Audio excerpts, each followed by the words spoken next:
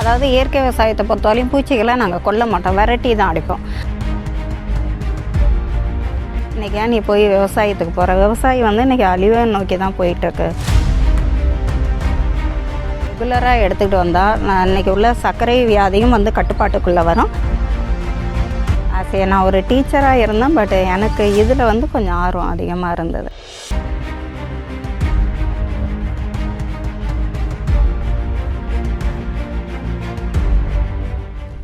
நேர்களே, அரசு சமூக வானொலி பண்பலை 90.4 இன்று இயற்கை விவசாயத்தை பற்றி தான் நிறைய விஷயம் தெரிஞ்சிருக்க போகிறோம்.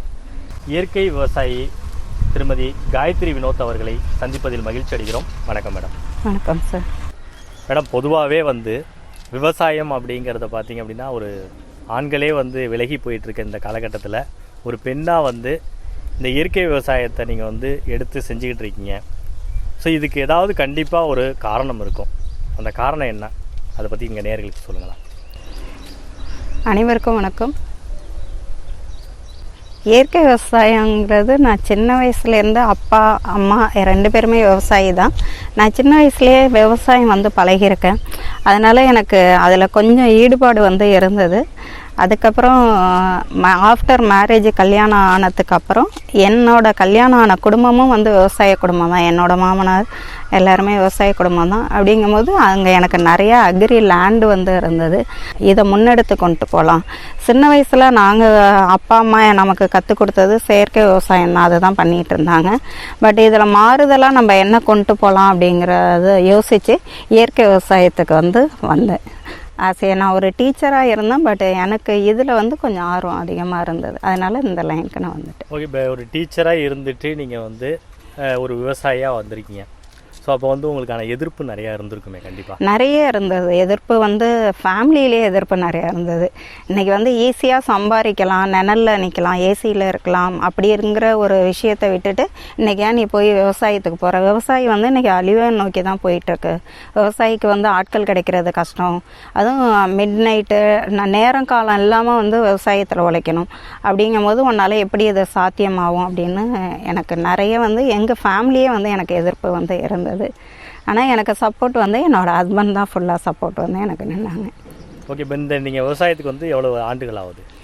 8 வருஷமாகுது. பர்மனெண்ட்டாக விவசாயத்துக்கு வந்து 8 வருஷமாகுது. அதுக்கு முன்னாடி டீச்சர் வேலையும் பார்த்துட்டு விவசாயமும் பார்த்துருந்தேன். பர்மனெண்ட்டாக வந்தது 8 வருஷமாக இருக்குது. ஓகே, நீங்கள் தொடங்கும் போதே இயற்கை விவசாயம் தான் பண்ணியிருக்கீங்க? ஆமாம், ஸ்டார்ட் பண்ணும் போதே. இன்னைக்கு காலகட்டத்தில் பார்த்தீங்க அப்படின்னா பெரும்பாலும் செயற்கை விவசாயம் தான் பண்ணுறாங்க.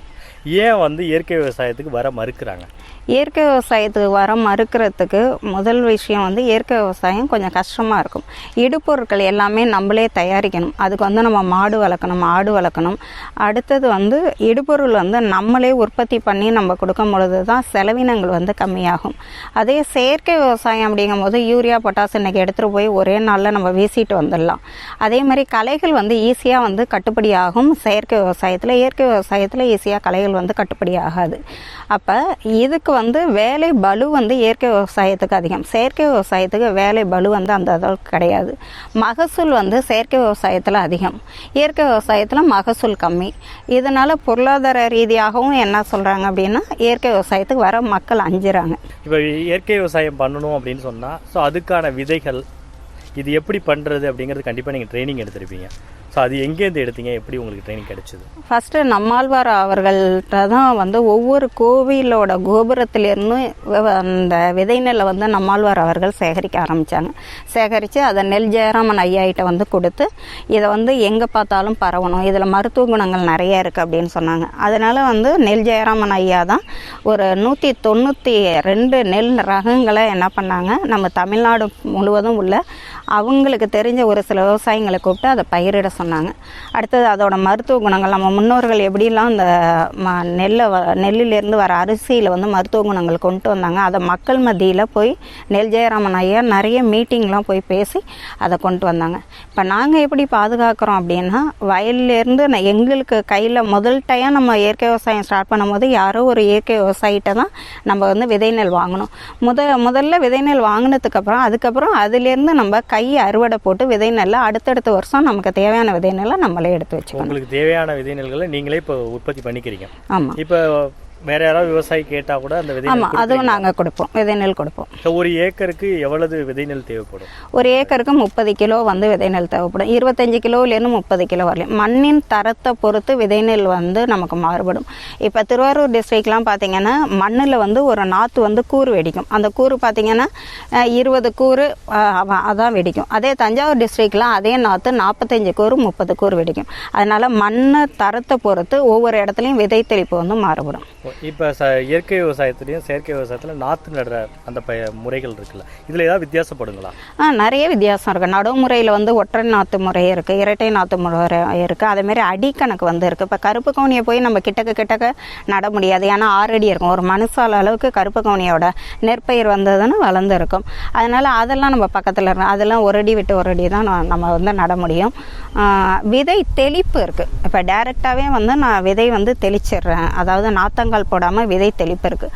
அடுத்து ட்ரம் சீடர் முறைன்னு இருக்குது. ட்ரம் சீடர் முறையில் பார்த்திங்கன்னா ஒரு உருட்டல் மாதிரி இருக்கும். அது உள்ளார ஒரு அந்த கருவியில் வந்து அது வேளாண்மையில் தான் கண்டுபிடிச்சாங்க. அந்த கருவியில் விதைநெல்லை விட்டு இழுத்துக்கிட்டே போவாங்க. அங்கங்கே நம்ம விதையிடுதல் மாதிரி வந்து விதைநெல் வந்து படும். அந்த முறையும் இருக்குது. ஓகே, இப்போ இயற்கை விவசாயம் பண்ணும்போது ஸோ அதுக்கான உரங்கள் தயாரிப்பு அப்படிங்கிறது முக்கியமானது. இப்போ நம்மாழ்வார் சொல்லும்போது பார்த்தீங்க அப்படின்னா கால்நடை இல்லாமல் இந்த விஷயத்தை செய்ய முடியாது. நீங்கள் என்ன மாதிரி கால்நடைகள்லாம் யூஸ் பண்ணுறீங்க?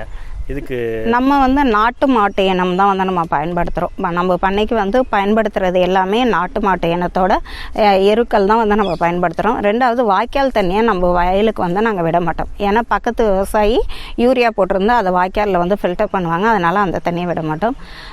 உரங்கள்னு பார்த்தீங்க அப்படின்னா நம்ம நாட்டு மாட்டு இனத்திலேருந்து நம்ம எடுக்கிறது ஜீவாமிர்தம் எடுக்கிறோம், பஞ்சகாவியா எடுக்கிறோம், அப்புறம் பசும் தானம் ஒரு வருஷத்துக்கு சேர்த்து வச்ச அந்த மக்கி போன சாணங்கள் வந்து உரமாக வந்து பயன்படுத்துகிறோம். இதை நம்ம மாட்டு ஆட்டு இனங்கள்லேருந்து நம்ம எடுக்கிறது. இப்போ அதே போல் நோய் தாக்குதல், பூச்சி, ஸோ இதெல்லாம் ஃபேஸ் பண்ணது எப்படி ஃபேஸ் பண்ணுறீங்க? இதை வந்து இப்போ செயற்கை விவசாயத்தில் பார்த்தீங்கன்னா பூச்சி கொல்லின்னு சொல்லுவாங்க. அதே இயற்கை விவசாயத்தில் பார்த்தீங்கன்னா பூச்சி வெரைட்டின்னு சொல்லுவாங்க. அதாவது இயற்கை விவசாயத்தை பொறுத்தவரையும் பூச்சிகளை நாங்கள் கொல்ல மாட்டோம், வெரைட்டி தான் அடிப்போம். அப்போ இந்த பூச்சிகளை விரட்ட நாங்கள் என்ன பண்ணுவோம் அப்படின்னா ஒரு 11 வகையான இலைத்தலைகள் வந்து மாட்டு கோமியத்தில் வந்து ஊற போடுவோம். ஆடுதொடா இலை, எருக்கை இலை, வேப்ப இலை, நுங்கை இலை, அந்த மாதிரி ஒரு 11 வகையான இலைகளை வந்து அந்த கோமியத்தில் மாட்டு கோமியத்தில் ஊற வச்சு அதுக்கப்புறம் அதை வந்து ஸ்ப்ரேயர் மூலியமாக வந்து நம்ம தெளிப்போம். அப்படி தெளிக்கும் பொழுது நெற்பயிர்லேருந்து அந்த பூச்சி வந்து பறந்து போயிடும். அதை தான் பூச்சியை வந்து விரட்டுறது. இப்போ உங்கள் நிலத்தில் வந்து என்ன மாதிரி பயிரெலாம் இது பண்ணிக்கிட்டு இருக்கு? இப்போ நம்ம நிலத்தில் வந்து வருஷத்துக்கு 10 வகையான பாரம்பரிய நெல் வகைகள் வந்து பயிரிடுறோம். கருப்பு கவுனி, கருடன் சம்பா, மாப்பிளை சம்பா, ஆத்தூர் கிச்சிலி சம்பா, தூய மல்லி, கருங்குருவை, பூங்கார், குள்ளக்கார், 60ஆம் குருவை, ரத்தசாலி. இது வந்து நம்ம நிலத்தில் தொடர்ந்து நாங்கள் பயிரிட்டு இருக்கோம். இப்போ இந்த பயிர் பண்ணும்போது இந்த ஊடு பயிர் அப்படின்னு சொல்லுவாங்கல்ல, ஆமாம், அந்த மாதிரி ஏதாவது செய்கிறீங்களா? ஊடு பயிர் வந்து நாங்கள் உளுந்து வந்து பண்ணி பார்த்தோம். நாங்கள் ஊடு பயிரில் வந்து அதாவது ஆத்தூர் கிச்சிலி சம்பா, கருப்பு கவுனி போடும்போது நாங்கள் வந்து ஊடு பயிர் வந்து பண்ணி பார்த்தோம். பட் வந்து இதில் வந்து ஊடு பயிரில் வந்து இது செழித்து வராதுக்கு காரணம் நம்ம பாரம்பரியோட நெல் ரகங்கள் பார்த்திங்கன்னா உயரம் வந்து அதிகம், வைக்கோல் தன்மை வந்து அதிகம், உயரம் அதிகம். அப்போ ஊடு பயிர்கள் வந்து செழித்து வர முடியாது. அதனால் ஊடு பயிரில் வந்து செஞ்சு நம்ம இயற்கை விவசாயம் பண்ண முடியல.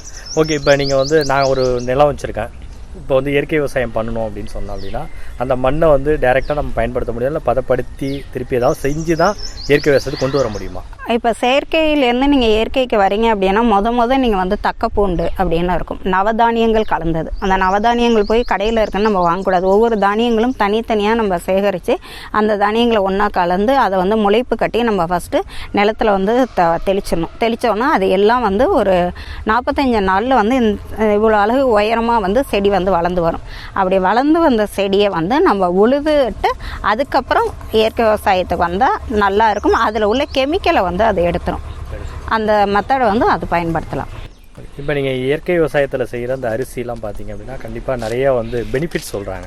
ஆமாம், என்னென்ன நீங்கள் பண்ணுற விவசாயத்தில் அரிசி வகையில் என்னென்ன பெனிஃபிட்ஸ் இருக்குது அதை பற்றி கொஞ்சம் சொல்லலாமா? ஓகே, இப்போ கருப்பு கவுனி அப்படின்னு எடுத்துக்கிட்டோம் அப்படின்னா இன்றைக்கி வந்து உலகம் முழுவதும் வந்து எப்படி ஒவ்வொரு வீட்லேயும் நீரிழிவு நோயின்னு இருந்ததோ அந்த மாதிரி இன்றைக்கி புற்றுநோய் வந்து எல்லார் வீட்லேயும் வர ஆரம்பிச்சிருச்சு. அப்போ வரத்துக்கு முன்னாடியே வந்து அதை பாதுகாக்கக்கூடிய ஒரு நோய் எதிர்ப்பு சக்தி வந்து எதில் இருக்குது அப்படின்னா கருப்பு கவுனியில் இருக்குது. கருப்பு கவுனியை வந்து புற்றுநோய் வரத்துக்கு முன்னாடி ஒரு மனிதன் தொடர்ந்து எடுத்துக்கிட்டு வந்தாங்கன்னா புற்றுநோய் தாக்குதல் வந்து அவங்களுக்கு இருக்காது. அடுத்தது 2வது கருங்குருவை. கருங்குருவை அப்படிங்கிறது இன்றைக்கி ஜென்ஸ்லாம் வந்து நான் ஜிம்முக்கு போகிறேன், உடம்ப டைட் பண்ணுறேன் அப்படின்னு சொல்லிட்டு இருக்காங்க. பட் இந்த கருங்குருவை அரிசி பார்த்திங்கன்னா அதை நம்ம சாப்பிட்டோம்னா நம்மளோட மசில்ஸ் எல்லாமே நல்லா டைட் பண்ணும். வெயிட்டு குறைக்கிறவங்க வந்து கருங்குருவை அரிசி எடுத்துக்கலாம். குழந்தை இல்லாதவங்க ஆணாக இருந்தாலும் பெண்ணாக இருந்தாலும் அவங்களுக்கு உடல் ரீதியாக பிரச்சனை இருக்குன்னா 2 பேருமே வந்து கருங்குருவை அரிசியை வந்து எடுத்துக்கலாம். 3வது அரிசி பார்த்திங்கன்னா பூங்கார் அரிசியில் என்ன பெனிஃபிட்ஸ்னா பார்த்தோம்னா பெண்களுக்கான அரிசி A to Z. இன்றைக்கி வந்து நம்ம வீட்டில் ஒரு பெண் குழந்தை பிறக்குது அப்படின்னா அன்னையிலேருந்து அந்த குழந்தைக்கு பூங்கார் அரிசி கொடுக்க ஆரம்பித்தோம்னா பெண்கள் சம்மந்தமான இன்றைக்கி மார்பக புற்றுநோயாக இருக்கட்டும் எந்த பிரச்சனையும் அந்த குழந்தைய தாக்காமல் இருக்கும். A to Z அந்த பெண்ணோட பிறப்பு காலத்திலேருந்து இறப்பு காலம் வரலையும் தொடர்ந்து அவங்க பூங்கார் எடுத்துக்கிட்டு வரலாம். 4வது 60ஆம் குருவை அரிசி. 60ஆம் குருவை அரிசி வயதானவங்களுக்கு உள்ள அரிசின்னே நம்ம சொல்லலாம். இப்போ வயதானவங்கன்னா அவங்க பெருசாக அவங்கள வந்து தாக்கக்கூடியது மூட்டு வலி, முழங்கால் வலி, உடம்பு டயர்னஸ். அதுதான் அந்த 60ஆம் குருவை அரிசி வந்து அவங்க தொடர்ந்து எடுத்துக்கிட்டு வந்தாங்கன்னா அந்த பிரச்சனை வந்து இருக்காது. அடுத்தது ஆத்தூர் கிச்சலி சம்பா அரிசி. ஆத்தூர் கிச்சலி சம்பா அரிசி பார்த்தோம்னா இன்றைக்கி நமக்கு வெளியிலலாம் பால் வந்து கலப்படம் இல்லாமல் இருக்கா அப்படின்னா சத்தியமாக இல்லை. அப்போ நமக்கு ஒரிஜினல் கால்சியம் எதில் கிடைக்குது அப்படின்னா நம்ம ஒட்டுமொத்த பாரம்பரிய அரிசியிலே ஆத்தூர் கிச்சலி சம்பாவில் அதிக அளவு கால்சியம் வந்து இருக்குது. 2வது வெள்ளை நிற அரிசி எளிமையாக சமைக்கக்கூடியது. அப்போ தினமும் மதிய வேளை உணவுக்கு நம்ம என்ன சமைக்கலாம் அப்படின்னா ஆத்தூர் கிச்சலி சம்பா வந்து சமைக்கலாம். அடுத்தது ஜீரக சம்பா அரிசி. இன்றைக்கி வந்து குழந்தைங்களுக்கெல்லாம் சொல்லுவாங்க வயிறு கட்டல் இருக்குது, வயிறில் வந்து அடசல் இருக்குது அப்படின்னு சொல்லுவாங்க. அப்படி உள்ளவங்க அந்த ஜீரக சம்பா அரிசியில் வந்து கொஞ்சமாக வெந்தயம் போட்டு கஞ்சி வச்சு கொடுத்தாங்க அப்படின்னா குழந்தைங்களுக்கு வந்து வயிறை வந்து கிளியர் பண்ணிவிடும். வயசானவங்களாம் சாப்பிட்டுட்டு எழுந்திரிச்சு நடக்க முடியாமலாம் இருப்பாங்க, எனக்கு செரிமானத்தன்மையே இல்லை அப்படின்னு சொல்லுவாங்க. அவங்கெல்லாம் இந்த ஜீரக சம்பா எடுத்துக்கிட்டாங்கன்னா நல்ல செரிமானத்தன்மையை வந்து கொடுக்கும். குள்ளக்கார அரிசி இது ரொம்ப ஃபேமஸான அரிசி. இன்றைக்கி வந்து பசங்க நான் படித்தா மறந்துடுது, என்னோட மைண்ட் வந்து ஒரே டிப்ரெஷனில் இருக்குது அப்படின்னு சொல்கிறாங்களே, நம்மளோட மைண்டையே வந்து ரெஃப்ரெஷ் பண்ணுற ஒரு தன்மை வந்து எதுக்கு இருக்குது அப்படின்னா குள்ளக்கார அரிசி வந்து இருக்குது. அதனால் குள்ளக்கார அரிசி ஸ்டூடெண்ட்ஸ் லெவலில் வந்து எல்லாருமே எடுத்துக்கலாம். அடுத்தது பார்த்தோம்னா தூயமல்லினா இன்றைக்கி நம்ம மனித உடல் வந்து வாதம், பித்தம், கபம் இது 3 நாளாக இருக்குது அப்படின்னு சொல்லுவாங்க. இப்போ யாருக்குமே தெரியாது என் உடல் வந்து வாத உடலா, பித்த உடலா, கப உடலா அப்படின்னு யாருக்குமே தெரியாது. அப்படிங்கிற பட்சத்தில் இந்த தூயமல்லி அரிசியை ரெகுலராக எடுத்துக்கிட்டு வந்தால் இன்றைக்கி உள்ள சர்க்கரை வியாதியும் வந்து கட்டுப்பாட்டுக்குள்ளே வரும். அதே மாதிரி நம்ம உடலில் வந்து இந்த 3 வெப்பநிலையும் சீராக வந்து வச்சுருக்க வந்து இது வந்து பயன்படும். மாப்பிளை சம்பா அரிசி ஆண்களுக்கான அரிசி. பெண்களுக்கான அரிசி எப்படி பூங்காரோ அதேமாரி ஆண்களுக்கான அரிசி வந்து மாப்பிளை சம்பா அரிசி. அப்போ மாப்பிளை சம்பா அரிசி வந்து தொடர்ந்து எடுத்துக்கிட்டு வந்தோம்னா ஆண்களுக்கான எந்த ஒரு பிரச்சனையுமே இருக்காது. அதாவது அந்த காலத்தில் சொல்லுவாங்க கல்யாணம் ஆயிடுச்சு அப்படின்னா மாப்பிள்ளைக்கு வந்து மாப்பிளை சம்பா அரிசி தான் வந்து கொடுப்பாங்க அப்படின்னு ஒரு ஐதீகம் வந்து இருக்குது. இதுதான் நம்மளோட அரிசி வகைகள். இப்போ நாங்கள் செஞ்சுக்கிட்டு வர பாரம்பரிய அரிசியில் வந்து நன்மைகள் இன்னும் நிறைய பாரம்பரிய அரிசியில் வந்து நிறைய நன்மைகள் இருக்குது. ஆனால் மெயினான ஒரு 10 அரிசி எடுத்து அதை நாங்கள் இன்றைக்கி பண்ணிட்டு வரோம்.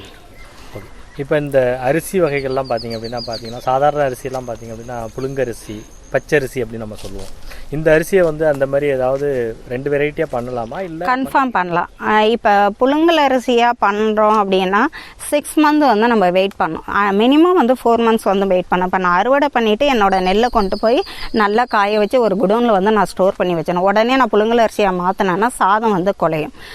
அதே மாதிரி பச்சரிசியாகவும் நான் உடனே செய்ய முடியாது. செஞ்சேன்னா அதிகமாக நொறுங்கல் வரும், வியாபாரத்துக்கு வந்து உதவாது. அதனால் நான் புதுசாக இப்போ நெல் ரெடி பண்ணேன் அப்படின்னா ஒரு 3 மந்த்ஸ் வந்து நான் அந்த அரிசிக்காக வெயிட் பண்ணும். அப்படி இருந்தால் தான் அது வந்து நல்ல தன்மை கொடுக்கும். இது பார்த்திங்கன்னா வெள்ளை ரக அரிசிக்கு இந்த இது. பட் சிவப்பு கருப்பு நிற அரிசிக்கு வந்து நமக்கு இந்த பிரச்சனை கிடையாது. அதை நம்ம உடனே வந்து அவிச்சு புழுங்கலாகவும் மாற்றலாம், உடனே பச்சையாக மாற்றி நம்ம சேல்ஸும் கொண்டலாம். அதுக்கு ஒரு 1 மந்த் வந்து வெயிட் பண்ணணும். இப்போ இந்த அரிசியை சாப்பிடும்போது பார்த்தீங்க அப்படின்னா அதுக்கு ப்ரிப்பரேஷன் ஏதாவது ஸ்பெஷலாக உண்டுங்களா? இல்லை நம்ம நிறைய இருக்குது. அதாவது அன்னைக்கு நான் போனேன், ஒரு டம்ளர் அரிசி எடுத்தேன், குக்கரில் போட்டேன், 3 விசில் வச்சேன், சாப்பிட்டேங்கிற மாதிரிலாம் எங்கள் பாரம்பரிய அரிசி அவ்வளோ ஈஸியாக வந்து நீங்கள் யூஸ் பண்ணிட முடியாது. 8 மணி நேரம் வெயிட் பண்ணணும். அதில் தான் நான் ஒரு மாற்று யோசனையை வந்து நான் கொண்டு வந்தேன். 8 மணி நேரம் இன்றைக்கி ஊற வச்சு இந்த அரிசியை சமைச்சு கொண்டு போகிறது சாத்தியமா அப்படிங்கும் போது இதில் வந்து நிறைய ப்ராடக்ட்ஸ் வந்து கொண்டுகிட்டு வந்தேன். இதை ஈஸியாக எப்படி சமைக்கலாம், உடனே வந்து சமைச்சு கொண்டு வரத்துக்கு என்னென்னலாம் பண்ணலாம். இப்போ உடனே சமைக்கணும் அப்படின்னா அதோட மேல் உள்ள அந்த ரெட் லேயர் வந்து ரிமூவ் பண்ணி உடனே சமைக்கிறதுக்கு அந்த மெத்தடை வந்து அவங்க கொண்டுக்கிட்டு வராங்க. ஆனால் ஒரு வெள்ளரிசி வந்து நம்ம மதிய வேலை உணவாகவும், கருப்பு அண்டு சிவப்பு அரிசியை காலை அண்டு இரவு வேலை உணவாகவும் வச்சுருந்தோம்னா அந்த அரிசியோட முழு சத்துக்களும் நமக்கு கிடைக்கும். எக்ஸாம்பிளுக்கு என்னென்னா, இப்போ இட்லிக்கு நம்ம போடுறோம், இட்லிக்கு வந்து நம்ம வெள்ளையாக தான் இட்லி சாப்பிட்ணுங்கிற அவசியம் இல்லை. அப்போ இட்லிக்கு வந்து மாப்பிளை சம்பாவோ கருப்பு கவுனியோ இல்லை கருங்குருவி அரிசியோ வந்து ஊற வச்சு ஒரு 8 மணி நேரம் ஊற வச்சு அரைச்சி நம்ம இட்லி, தோசை, அடை அந்த மாதிரி மாற்றாக வந்து நம்ம செஞ்சு சாப்பிட்லாம். ஒரு ஏக்கருக்கு எவ்வளவு கருப்பு கவுனி போட்டால் நமக்கு எத்தனை மூட்டை கிடைக்கும்? ஒரு ஏக்கருக்கு மினிமம் 20 மூட்டை வந்து கருப்பு கவுனி கிடைக்கும். அதை விட குறைய வாய்ப்பு இருக்குது, கூட வாய்ப்பு இல்லை. ஒரு மூட்டை என்ன ரேட் வருங்களா? ஒரு மூட்டை இந்த இயர் வந்து 4500 60 கிலோ மூட்டை. 60 கிலோ மூட்டை. விளைச்சல் குறைவு, விலை அதிகம். இப்போ நீங்கள் வந்து இயற்கை விவசாயம் பண்ணிகிட்டு இருக்கீங்க, நீங்கள் எப்படி மோட்டிவேட் பண்ணுறீங்க? எவ்வளோ பேரை ஏதாவது நீங்கள் தயார் பண்ணியிருக்கீங்களா? அதை பற்றி எங்கள் நேர்கள் இன்றைக்கி வந்து அக்ரிகல்ச்சர் ரீதியாக ஒரு 6-7 பேர் வந்து சொல்லி இயற்கை விவசாயத்துக்கு மாறியிருக்காங்க. உமன் என்டர்பனராக வந்து ஒரு 50 பேரை வந்து உருவாக்கியிருக்கோம். தமிழ்நாடு ஃபுல்லாக ஒரு 50 உமன் என்டர்பனரை உருவாக்கியிருக்கோம். அவங்களுக்கு பாரம்பரிய அரிசின்னா என்ன, பாரம்பரிய அரிசியோட முக்கியத்துவம் என்ன, அதெல்லாம் சொல்லி கொடுத்து இன்றைக்கி வியாபார ரீதியாக எங்களோட உமன் என்டர்பனர்ஸ் ஃபஸ்ட் பேட்ச் ஒரு 50 பேர் வந்து தமிழ்நாடு ஃபுல்லாக வச்சுட்டோம். இப்போ செகண்ட் பேட்சுக்கு ட்ரைனிங் கொடுத்துட்ருக்கேன். அதில் 38 பேர் ஜாயின் பண்ணியிருக்காங்க. சூப்பர். இப்போ நீங்கள் நிறைய விருதுகள்லாம் வாங்கியிருக்கீங்க அப்படின்னு நான் கேள்விப்பட்டேன். என்ன மாதிரி விருதுகள் அப்படிங்கிறது நேர்களுக்காக சொல்லுங்களேன். Okay ma'am. ஃபஸ்ட்டு வந்து உலக சாதனை விருது பண்ணேன். அதுதான் வந்து என்னோட பாரம்பரிய அரிசியில் விதவிதமான உணவுகள் வந்து நான் செய்ய ஆரம்பித்தேன். அதில் நிறைய மக்களை போய் அது ரீச் ஆணுச்சு. அதுதான் ஃபஸ்ட்டு, அதுக்காக உலக சாதனை விருது வந்து எனக்கு கிடச்சிச்சு. ரெண்டாவது நெல் ஜெயராமன் ஐயா விருது வந்து எனக்கு கொடுத்தாங்க. தஞ்சாவூர் டிஸ்ட்ரிக்டில் இளம் ஒரு பெண்ணாக இருந்து இன்றைக்கி இயற்கை விவசாயத்தில் முன்னெடுத்து இந்த அளவுக்கு கொண்டுக்கிட்டு வரேன். நிறைய ஸ்கூல் பசங்க மீட்டிங் எல்லாம் போய் பேசி நிறைய அந்த பசங்களுக்கு இயற்கை விவசாயம்னா என்ன, இயற்கை விவசாயத்தில் பாரம்பரிய நெல்லை எப்படி பயன்படுத்தலாம், பாரம்பரிய அரிசியோட நன்மைகள் பற்றிலாம் சொன்னதுனால இளம் உலர்த்தி விருது வந்து நெல் ஜெயராமன் ஐயா ஆதிரங்கம் அவங்க வந்து நமக்கு கொடுத்தாங்க. மதுரை தமிழ்ச்சங்கம், உலக தமிழ்ச்சங்கம் ரெண்டுமே இணைந்து வந்து ஐஏ சக்தி விருது வந்து எனக்கு கொடுத்துருக்காங்க. சாதனையாளர் விருது லாஸ்ட் மந்த் வந்து சாதனையாளர் விருது. அதிக அளவு உமன் என்டர்பனர்ஸை வந்து உருவாக்கியிருக்கேன். அப்படிங்கிறதுனால எனக்கு பெண்களுக்கான சாதனையாளர் விருது சென்னையில் மகளிர் குழுமம் வந்து எனக்கு அந்த விருது வந்து அறிவித்தாங்க.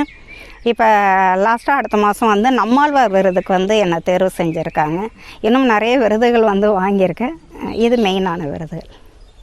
ஒரு பெண்ணாக வந்து இயற்கை விவசாயத்தை வந்து முன்னெடுத்து அடுத்த தலைமுறை கொண்டு சேர்க்கறதுக்காக நிறைய முயற்சிகளை செஞ்சுக்கிட்டே இருக்கீங்க. ஸோ நீங்கள் மேலும் மேலும் வந்து நிறைய விருதுகள் வாங்கணும், ஸோ இந்த விஷயத்தை வந்து நிறைய கொண்டு போய் சேர்க்கணும் அப்படிங்கிறதுக்காக நாங்கள் அரசு சமூக வானொலியின் சார்பாக வந்து வாழ்த்துக்களையும் நன்றியும் தெரிவிச்சுக்கிறோம். நன்றி மேடம். நன்றி சார்.